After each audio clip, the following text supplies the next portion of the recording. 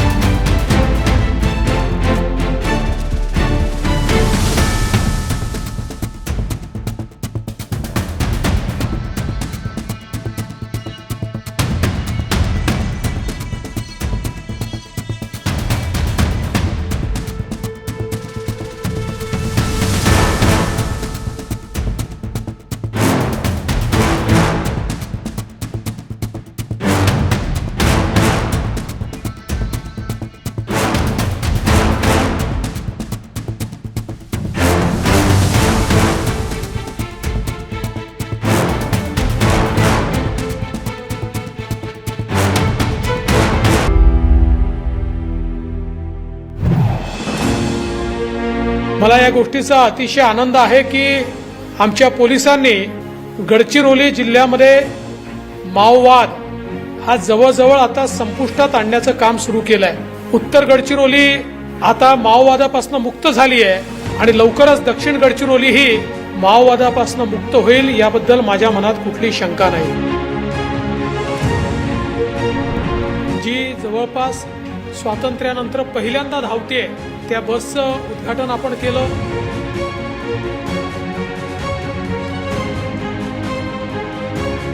आणि 2025च्या पहिल्या दिवशी एक नवीन पहाट आहे, एक नवीन सूर्य उगवलेला आहे।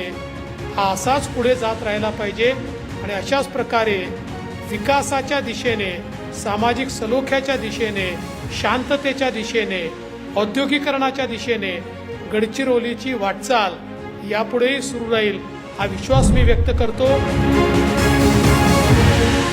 गडचिरोलीमध्ये केलेल्या विकास कामांच्या संदर्भात फडणवीसांचं मोदींनी कौतुक केलेलं आहे।